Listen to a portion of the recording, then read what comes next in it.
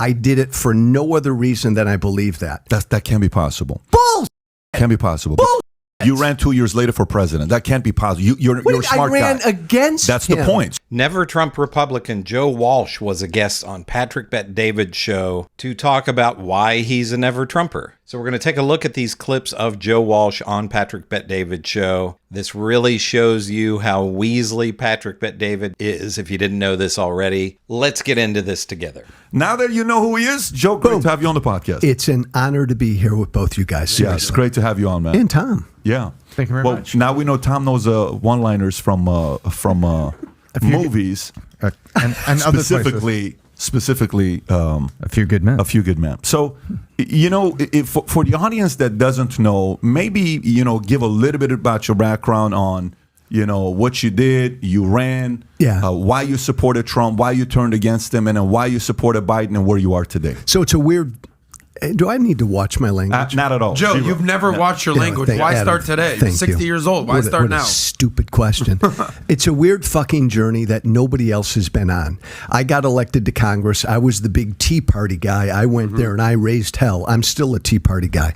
I left Congress. I got booted out of Congress. I voted for Trump in 2016 because I knew why people in this country were pissed off, because both parties suck. Our politics is broken. Government's too fucking big. So I understood why Trump got elected, right?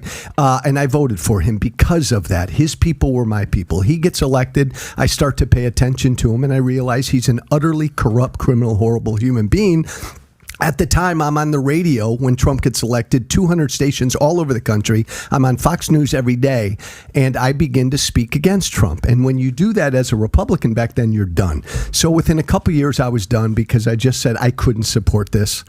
And then I dedicated myself to doing everything I can to defeat him.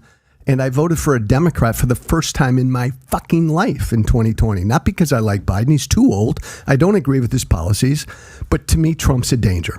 So I'm a politically homeless, still conservative, who just can't stand where my former political party is right now. Do you regret voting for Biden? No. Gosh, no. Not at all. Yeah. You don't regret voting for Biden? Well, yeah, it was an easy vote because, and you may disagree with me, Patrick, but I consider Trump to be an existential threat. So if you're like me and you think that, you got to vote for the only person who can beat him, even if you don't like him. So let me ask you, what was the tipping point for you? What did Trump do for you to say, I don't like this guy, boom, I'm flipping? I screwed up in 2016 because I didn't pay attention to him. What do you mean you didn't pay attention? How could you not pay attention to the guy? He sucked all the oxygen out of the room. You were paying attention. No. Maybe you chose not to pay attention? I chose not to. Okay. I didn't like him as a man, but I really didn't know that much about him. I never watched The Apprentice. Mm-hmm. But again, remember, I'm a big conservative voice. I'm on the radio all over the country. I can see he's going to win the Republican nomination. All my listeners are supporting him. I'm with my listeners in what we need. But I really didn't take him seriously. And by the way, that was a shitty job of mine. I should have. Once he got elected and I started to pay attention to him, and I realized that he lies every fucking time he opens his mouth. And it to me, it didn't seem like he had the interest of the country he didn't care about the country. He only cared about him. The final straw was Helsinki, the summer of 2018, when Donald Trump stood in front of the fucking world and said, I'm with Putin, my own people can go jump. I went on the radio that night and I said, I'm going to do everything I can to make sure he's not reelected. And the minute that happened, I began to lose my radio show. So you said you weren't paying attention. Helsinki was the final straw. You said you weren't paying attention to him, but rolling up to the election, certainly you knew after he got because right before the election, the turning point for me realizing how serious it wasn't that he won the nomination. Yeah. What was the contrast, and it wasn't Fox, it was all networks, the contrast between the crowds that Hillary was pulling and the crowds that Trump was pulling. It was crazy. And at that point, my switch flipped in terms of my, not supporting or not supporting, but my switch flipped on my Vegas odds making side of my brain, they're like, wow, this guy could do it. I don't think he will. I think there's too much of a machine with Hillary, but he could do it because I was looking at voter enthusiasm. What was your turning point coming up to the election where you say, this might happen? When you say you weren't paying attention to him. And again, it's all relative. Like, I didn't pay a lot of attention to specifically him. Obviously, I'm a major political figure at the time, so I'm paying attention to the fucking race. I knew at the first Republican debate that Trump was going to win the nomination. When Donald Trump stood up and did his thing, and you had, look, guys, I don't come from the Republican establishment. I'm a Tea Party hellraiser. And you had Jeb up on that stage. Looking like yesterday's lunch. Yeah. No inspiration whatsoever. Yeah, Jeb and Marco and all these guys up on stage sounding like just fucking politicians. And Trump gets up there and says, I'm going to build a fucking wall. I'm keeping these people out, blah, blah, blah. And he's throwing insults at people. And all the Republican establishment people were telling me, that's horrible. We cannot nominate this guy. But everybody who called into my radio show said, Joe, it's about fucking time. I knew then Trump was going to win the nomination. I think I knew a couple months before the general election that he was going to beat Hillary because Hillary sucked. Hillary was the poster child. Look, we live in a populist moment, guys. Americans are rightly pissed off at our politics. Hillary was the poster child for establishment politics. I wanted to say with Joe Walsh, there's probably a lot that I disagree with Joe Walsh on in terms of policy. I mean, I'm sure his politics aren't the same as mine. And I don't really know a lot about Joe Walsh. I mean, I remember when he was in Congress and all of that. A little bit, but most of what I know about him is that he's a never Trumper and he's, he kind of rails against Trump now. But I want you to see when Patrick Bet-David starts talking with him and asking him questions, just the look of disdain that Patrick Bet-David has on his face. And to me, this is somebody in Joe Walsh that, at least in this one area, he voted for Trump the one time, but then he railed against him and voted against him and tried to keep him from getting elected. So that shows me that at least in that area, Joe Walsh has some integrity instead of just being a sheep and part of the MAGA cult. But let's see what Patrick Bet-David says here in a minute. He was going to win 2 minutes before. I felt like 2 months before. I felt like he could. Yeah, that's interesting. So 2018, when did they start talking about the Russia hoax? When did that start? That started right off the bat. No, 2016. Immediately. Okay. Yeah, right. So that was a disappointment too. Yeah. So did that at all? Were you ever like, if somebody were to go audit to see all your recording on the radio, would there ever find a time that you believe the Russia hoax was taking place? Did you ever buy into that? No. Like, let's just say we do an audit right now, and it comes back and it says, here's what Joe Walsh said about Russiagate. He believed it. He said, yeah, he collusion. We should put him in jail. We should impeach them. Would any of those snippets be found of you saying that? No. Well, I actually don't know where the question's coming from because I believe, and I think it's fact, that Russia fucked with our election in 2016 to help get Trump elected. I think that's obvious. And after Trump won in 2016, and then it became public, like Russia did this, Trump's first instinct was to get pissed off about it. Trump just got fucking elected. And our intelligence people come out with, everybody around Trump knows that Russia fucked with that election to help get Trump elected. The only one who couldn't admit that is Trump. Stop saying that. Stop. It's true. Stop. You can't say that. So okay. Well, I just did. But I know you can say that, but it doesn't mean it makes it true. You can say that and make a statement like that. Just to interject, there's two separate things you're talking about. Yeah. Did Russia meddle in the election with bots and Twitter? That is separate. Did Trump collude with Russia? Because those are two separate things. Did Russia have bots and Twitter and all? Yes. Did Trump collude? That's a separate question. And that's essentially what Pat's saying. He's saying that's what was marketed, but that wasn't true. But is Pat acknowledging that Russia fucked in the election? Do you believe that? I will acknowledge that U.S. has participated in every election they can in the world. And I would acknowledge that China, Russia, and any major empire in America, in the world, has been involved in other elections. I would say everybody does that. So what that means doesn't give your statement a lot of credibility. What I will say is the following.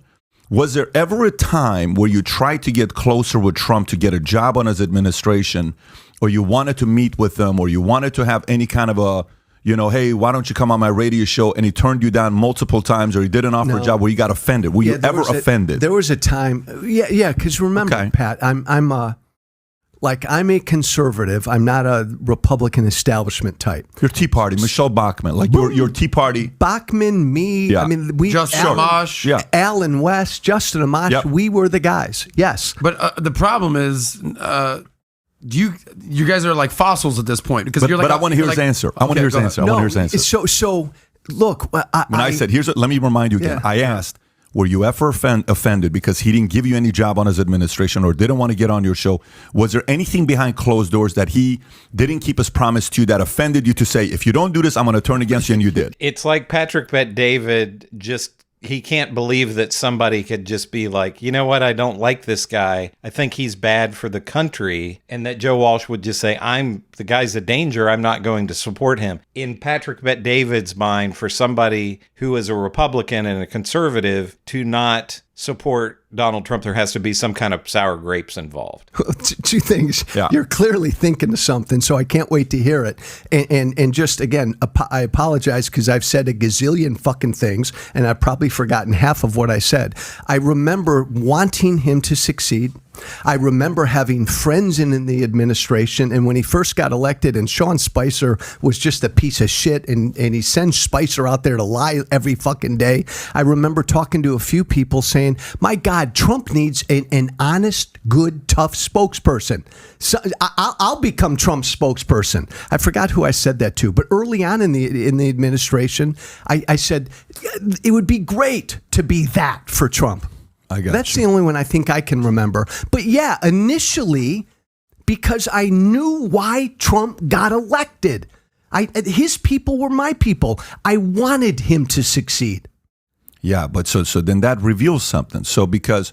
But that doesn't impact at all. Give me a break, Joe. Fuck no! Don't give me a break. Yeah. I've been through fucking hell. I say what I believe. By choice, though. Exactly. You chose to do this. It's not like nobody forced you. This is America. Nobody can force you to. No, I chose to do what I did. And your choice was, hey, I think, because what I think of you, I think of Mooch. And Mooch is a friend. I like Mooch. Mooch and I have spent time, and we've had him on, but similar situation. Maybe Mooch did get the job and you didn't get the job, but you got the job. And then, 11 days later and 7 days later, and that's Trump's challenge. You're talking about Scaramucci. Yeah, of course. He knows what I'm talking about. So, all of a sudden it's like, hey, you're fired. I mean, that's a public humiliation when you do that. Trump could have handled that in a very different way. To fire a guy that quickly after you hired him, there is responsibility in the person who hired. So if you fire somebody that quickly, you didn't do enough due diligence to hire the person initially. So there's responsibility on both sides. But, there are a lot of people on both ends of the aisle, on the left and the right. A lot of times when somebody flips on Biden, or you flip on Obama, or you flip on Bush or Trump or whoever, behind closed doors, there was conversation to say, hey, if you back me up, I'm going to figure out a way to get you a job. Wink, wink. And then they don't. No. And then you're like flipping out saying, I can't believe you didn't do this. I'm going to go and I'm going to do this. So those are the types of stories that the public never knows about. We don't know about. I'm not telling you there's credibility behind my... No, there's not. Yeah. I mean, everybody, by the way, just so you know, Pat, everybody in my position who came out and said, I'm against Trump, they did it for their own reasons. Maybe some people did it for money, for a gig, for a job. I don't know why Mooch did what he did. I'm telling you that when I came out 5 years ago and said, I can't support this, I did it for no other reason than I believe that. That can't be possible. Bullshit. Can't be possible. Bullshit. You ran 2 years later for president. That can't be possible. You're a smart guy. I ran against That's him, the point. So that's the point. So you have to come out 5 years ago to go and say, I can't stand this because you're thinking the Republican Party is divided and you're thinking you're going to get the side that's against Trump. No, that's wrong. Which part is wrong? I never said, and I don't believe the Republican Party is divided. It's never been divided. It's Trump's party. Wait a minute. I've acknowledged that publicly. By the way, can I hear myself a little bit more? Yeah. Because I'm an old man. And Lincoln I'm deaf. Project. So go to Lincoln Project. Talk to the Lincoln Project people. Yeah, but they're not me. I'm not saying you're Lincoln Project. Of course not. But the Lincoln Project people are against Trump, and that was a community that some people banked on. They said, okay, if I think it wasn't my community. Well, the Lincoln it's more your your community? it's your I've got nothing to do with it. It's more your community than MAGA. No, they don't. No, well, hold on. Yeah. I don't have anything. Guys, this is a big, diverse world. A lot of people support Trump for a lot of reasons. A lot of people oppose him for a lot of reasons. I don't do anything with the Lincoln Project. And by the way, some of those guys have enriched themselves. Look at my tax returns. I have not. Pat, let me just get this out of the fucking way now, because I've been through fucking hell for 5 years. By choice. And no fucking regrets. Yeah. And I would do it again. And look, my friend, you can disagree with what I did and everything I've said, but no regrets. I did what I believed, okay? But when I did that, I knew I was going to lose everything. Look at the look of, as I said before, the look of disdain on Patrick Bet-David's face that Joe Walsh is here saying there wasn't an ulterior motive. He thought Trump was a bad guy.